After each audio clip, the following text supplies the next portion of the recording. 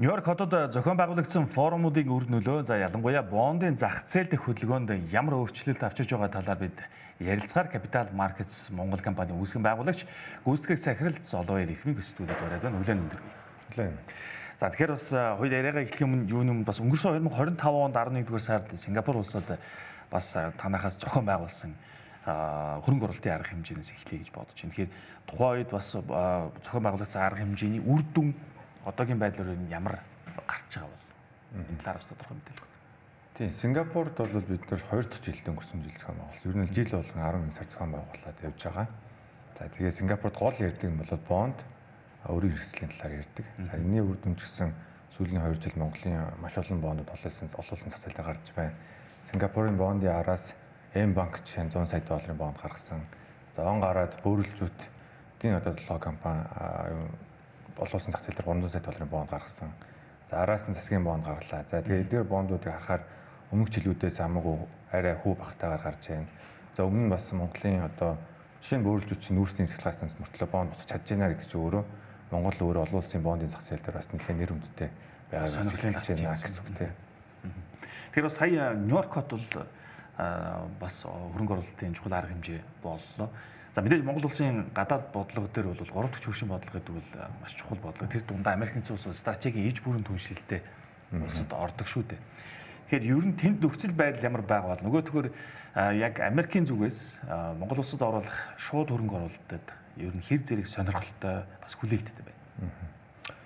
Тийм, энэ жил ялангуяа бид нар Нью-Йоркт хамгийн анхны хөрөнгө оруулалтын форум Нью-Йорк хотод 2 жил хийсэн. Энэ жил 3 дахь жилдээ одоо хийлээ. Тэгээд 4 сард хийж байгаа зорилго санаа нь ер нь бол 4 сард Дэлхийн банк олон улсын валютын сангийн хаврын уулзалт Вашингтон DC хотноо жил болгон болдог. Бидний зорилго бол тэрхүү уулзалтын араас залгаад Нью-Йорк хотод хөрөнгө оруулалтын форум хийж байгаа. Тэгээд энэ нь бол цаг хугацаанд тэгс таарч. За тэгээд тэр үеэнд ч гэсэн бид нар бас Вашингтон DC-д хаврын уулзалтанд оролцдог. За тэгээд энэ жилийн онцлог ялангуяа одоо геополитикийн цаг үеийн асуудлаар дэлхийн маш олон орны лидерүүд хувийн хөгжлийн томоохон төлөөлөгчнөр оролцож ийлээ. Тэгээд ерөнхийдөө бол нөгөө тодорхойгүй байдал нэлээд өндөр байгаа учраас тийм. Одоо тэгээд Америкт бол сая нэлээд уулзалт хийж явлаа. Гол ярьж байгаа юм бол America First буюу Америк нэгдүгürt гэдэг бодлогын хүрээнд бусад улс орнууд яаж харилцах юм бэ гэдэг буюу харилцан ашигтай хамтын ажиллагааг эрэлхийлдэг болсон байна. За өмнө нь бол яг миний одоо хувийн одоо бодлоор бол Монгол Америкийн харилцаа бол нэг талт буюу одоо Монгол Америкаас илүү дэмжлэг тусалцаа хүргэсэн байдалтай тийм Америк Монголыг дэмжих ёстой гэсэн байдалтай л одоо бид нар хандж явсан. Одоо бол Америк өөрөө бодлого өөр болсон шүү гэдгийг одоо сая жишээ нь бид нар виза бонд хөтөлбөрт монголчин орлоо тийм харилцан ашигтай хамтын ажиллагаа өрнүүлээ. Өөрөөр хэлбэл за бид нар Америк улс Монголд ингэж дэмжиж тусаж болж ингэж хөрөнгө оруулж байна. Монгол уцаагаад юу гэх юм бэ? Юу санал болгож байгаа юм бэ тийм. Тэгээ энэ дээр нөгөө илүү одоо commercial diplomacy буюу илүү нөгөө эдийн засгийн харилцаа үр ашигтай дипломат харилцааг үүсгэе гэж байна. Тэгэхээр одоо энэ дээр яг маш бол өрсөлдөөн маш их байна. Одоо энэ санаа нь юу хэлэх гээд тэгэхээр Монгол өөрөө Америкт одоо бид нар ийм бизнес Америкт хиймээр байна. Манайд ийм одоо чухал ач холбогдолын орд байна, газрын ховор байна, эсвэл зэрэгтгэгч юм шиг ийм байна. Энэ дээр танаа энэ компани энэ хөрөнгө оруулалтыг авмаар байна. Эсвэл бид нар танаад ингэж хөрөнгө оруулмаар байна гэх юм уу. Өөрөөсөө маш тодорхой саналаад ярьж авах хэрэгтэй байна гэдгийг одоо бүгд ярьж байлээ. За тэгээ энэ дээр өрсөлдөөн гэдэг нь одоо хамгийн наадсан Төв Азийн улс орнууд Казахстан, Узбекистан бол Америктэй харилцаа ямар шатнд гарч байгаа гэдэг бид нар сүүлийн 1 жил 2 жил бүгдээр л харж байгаа. Бид нар бол энэ бол зүгээр санаандгүй болж байгаа биш. 10 жил Вашингтон DC цагаан ордонд төрж Казахстан, Узбекистан янз бүрийн байнгын л идэвхтэй одоо тогтмол сүүл бас 5 станных бүр тусдаа уулзж явах шиг байсан шүү дээ. Тий. Эдрээ үр дүн гарч байна. За тэгээд Нью-Йорк гэсэн ямар ч ялгаагүй манай хөрөнгө оруулалтын форум яг араас нь залгаа Нью-Йоркт болж байгаа. Тэнгүүд Казахстаны хөрөнгө оруулалтын форум яг манайхтай давхцаад тэр өдөр Нью-Йорк хотод Citibank зохион байгуулалт өгч байгаа. Яагаад гэвэл Citibank Казахстанд үйл ажиллагаа явуулдаг учраас. За Узбекистан улс болохоор яг манай ивентийн өмнөх 7 хоногт нь Нью-Йорк болон Бостон хотуудаар хөрөнгө оруулалтын ивентийг явуулж байгаа гişгтэй.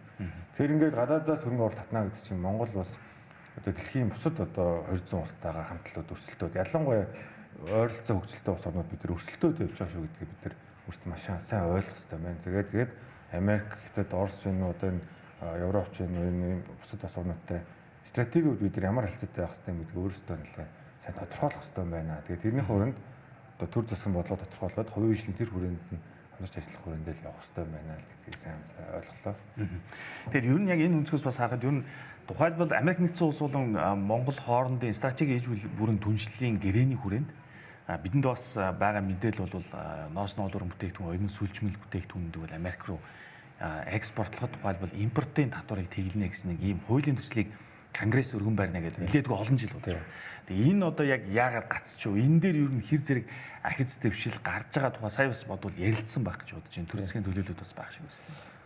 Тийм би бас яг өөрөө одоо Вашингтон DC цагаан урд хаваар тэдгийн think tank-уудаас нэлээд уулзалт хийгээ явсан. За тэгээд эндээс харж яхад бол яг л Монголд хууль яаж өргөн явах уу гэдэгтэй адилхан нөгөө тухайн хуулийг дэмжиж явах одоо гишүүд нь буюу одоо Америкт сенатын гишүүд ч байх хэвээр. Тэнгүүт яг Монголын хуулийг тэрийг дэмжиж явах нь ер нь байх байд юм байна. Тэрийг батлуулаад авч явтал нас нэлээд хөвчтэй. Нөгөө талд одоо манай зүгээс бас лобби дутаад байна гэж ойлгоо. Тий. Тэгээд би Казахстан улсын жишээ авч байгаа нь Америкч юм бол бас нэг юм илүү ойлгосон think tank lobby гэдэг юм чи яг аль биесээр ажиллагаа явуулдаг бодлогын нөлөөллийн ажил гэдэг нь яг тодорхой явдаг. Тэн дээр нь яаж ажиллах үсэх юм тодорхой. За энэ дээр улс орнуудын өрсөлдөөн байна гэдэг чинь одоо Монгол цагаан ордны одоо хувьд жагсаалт хидтэй байдаг юм байна. Монгол хид ирэмблэгтэй юм байна. Тэгээс бид нар бол Евролын 50 байгаа гэдэг нь бол сая виза бондоос бол илэрхий тодорхой боллоо шүү дээ. Энээс дээшлүүлэхийн тулд чинь маш олон суугууд байгаа. Тэрний хамгийн чухал суугууд нь тэр think tank-ууд болон лоббистуудтай ойр ажиллах. Тэхийн тулд тодорхой хэмжээний зардал гаргаж ажиллах юм байна. Тэгэхээр тэгжиж одоо ядаж тэр think tank-ууд нь Монголын талаар нэг нийтлэл бичих судалгаа гаргах те Монгол Америкоор ингэж болох юм байна гэдэг тэр нэг сэтлийг нөгөө цагаан ордонд улс орчинд байнга өгч идэг те. Тэгэхээр одоо бид нар яг ноос нь болвол энэ тэр юу Монголд хэрэгтэй ч гэсэн яагаад Америкт ашигтай юм бэ гэдгийг бид нар үс гаргаж тавихгүй байхгүй.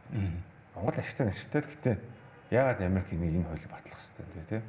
Тэн дээр чинь бид нар өөрсдөө хүчин чармаалт явуулж хийж нэлийн одоо тууштайгаар хийж л үрдэн гарах юм байна л да. Тэрийг хийхгүй орхитуулсан. Тэгээд манай Монгол Америкийн хооронд харилцаа ч ер нь бол нэлийн нэмгэн шүү дээ. Тэгээд төр засгийн хувьд гэсэн хоёр талын айлчлалын хувьд гэсэн нэлийн цомхон болд те одоо нөгөө Орос хэдэд одоо ойрын өршүүдтэйгээ харьцуулахад те. Тэгэхээр энэ дээрээ бид нэр зорж ил ажиллах хэрэгтэй байна л гэж. Ер нь бол бас сая сүүл Монгол Улсын ерөнхий сайдын өгсөн мэдээлэлээр харахад гадаадын шууд хөрөнгө оруулалт 50% хүртэл буурсан байна гэдэг ийм мэдээлэл яваад байгаа. За өнгөрсөн цаг хугацааны датаг харахаар тухайлбал 17.5% одоо баг бөмбөрцөгт хамгийн өндөр өсөлт үзүүлжсэн 2011-12 оны үед 4 баг 5 тэрбум долларт хүрж исэн ийм тохиол байгаа.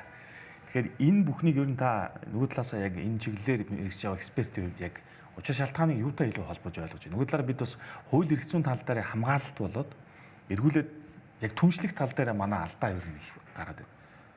Тийм, ер нь бол за сая манай Нью-Йоркийн University Forum дээр бас нэг үндэсний зочин ирсэн одоо Citibank, JP Morgan-ы Vice Chairman буюу одоо бас нэлээд том халдварч асууж ирсэн хүн орж ирж оролцсон. Тэгээ тэр хүн бол 15 жилийн өмнө Монголд баялагын сан байгуулах, за бусад томоохон төслүүдтэй тагуулж татах дээр ажиллах гад Монголд манай эдийн засгийн бүүн болж исэн үе шүү. Яг л саний 17-16 өсөж исэн үед те ирж исэн байлээ. Тэгээд тэр түүхээс ярилцаад тэгээ одоо бид нар чинь саяхан амчаамын юм дээр бас болсон алдагдсан 15 жил гэж одоо ярьж эхэлж байна шүү дээ. Өмнө бид нар ч алдагдсан 10 жил гэж ярьдаг байсан бол одоо ч алдагдсан 15 нэмэгдээд яриад байна шүү дээ.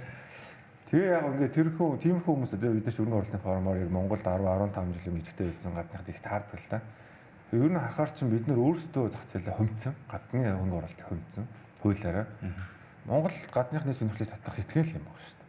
Уул уурхайн ордууд байна, янз бүрийн минералууд байна те. Тэгээ бид нар хайгуулын лиценз олгоход зогсооцсон 15 жил баг болж шүү дээ те. 10 жил. Тэгэхээр чинь хин ч сонирхгүй ш гадны шууд. Гэтэл манай эдийн засгийн бүтцэн 80% нь уул уурхаас хамааралтай байна. Тэгэхээр энийг бид нар нэхгүйгээр гадны хөрөнгө оруулалт татна гэж байхгүй нэгт те. Хоёрт өмнө нь орж ирсэн хөрөнгө оруулагч нараа яаж одоо тэдэртэйгээ харилцаа ямар байна вэ гэдэг гадныхаа. Одоо номер 1 ярьдаг юм бол Rio Tinto-гийн үйл ажиллагаа Монголд ямар байгаа юм бэ гэдгийг гадныхаа ярьдаг. Бенчмарк болгож харж байна тийм. Тэр Rio Tinto Монголын харилцаа мэдээж одоо хэлэлцээр юу бол хэлэлцээр байнга л явж иж болно тийм. Гэтэ гадшаа бид нар ч одоо монголчууд хоорондоо одоо нөгөө хэрүүлээ хийж байгаа юм шиг тийм мессеж байнга өгөөд тахаар гадныхан ч Rio Tinto гэдэг дэлхийн 2 дахь том уулган компани ингээд Монгол хэцүү байгаа юм чинь бид нар яах юм бэ гэдэг л мессеж өгч байгаа. Тэгэхээр энийг гэх мэтлэн гадны хөрөнгө оруулагч нарыг одоо яаж харилцаж байгаа юм бэ гэдэг түүхийг хараад байна л да. Энэ дээр бид нар гадагшаа өгч байгаа мессеж дээр амар сайн анхааралтай байх хэрэгтэй. За гуравт нь бол хөрөнгө оруулагч нар юу харж байгаа гэхээр exit буюу гарах боломж. За бид ялангуяа одоо шууд хөрөнгө оруулалт байдлаар шууд хөрөнгө оруулалт байдал хийждэг. Би хизээ гарч одоо хөрөнгө оруулалт хийдэг чинь бас ашиг болохгүй л явж байгаа шүү дээ. Бид нар тэрийг ойлгох хэрэгтэй. Мөнхийн байх албагүй тийм. Мөнхийн байх албагүй. Тэгэхээр бид нар чинь 5-10 жилийн дараа би гармаар байдаг. Яаж гарах юм бэ гэхээр одоогоор тийм опшн сонголт байхгүй байгаа таахгүй. Тэгээд тэрийг нь бид нар Монгол улс өөрөө гаргаж өгөх хэрэгтэй. Тэр одоо түрүүний яриалаа бид нар өөрсдөө шийдлүүдийг гаргаж тавьж явах хэрэгтэй л байгаа байхгүй. Тэгэнгүүт одоо чинь бид нар баялагын сангаа хөгжүүлээд тэр exit хийх боломжийг нь олгохдаг сан болгодог ч юм уу. Тэгвэл гадны хөрөнгө бол хамаагүй нэмэгдэн тийм. Тэгэхээр эдгээр боломжууд маань хөгжигдмэл байгаа учраас манай хөрөнгө оруулалтын форумуд одоохондоо бид нэр илүү бондыг ярьж байгаа. Бонд бол хамаагүй боломжтой, хамаагүй гадны хөрөнгө оруулалт одоо юу татсан нэршлиг татчихаа тийм. Яагаад гэвэл хөрөнгө оруулалаа шийдвэр хурдаарч болно тийм. Яга хугацаатай боломжтой.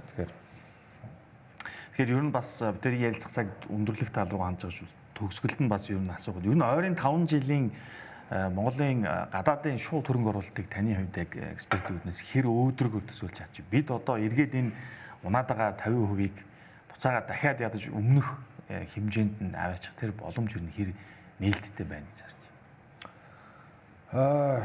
Ер нь бол хэцүү хүн тий. Энэ дээр бас нөгөө өөдрөг байх ч одоо хэцүү. Яагаад тэр 27 8 оны сонгуульч одоо 2 жил сүүлийн дараалал байна.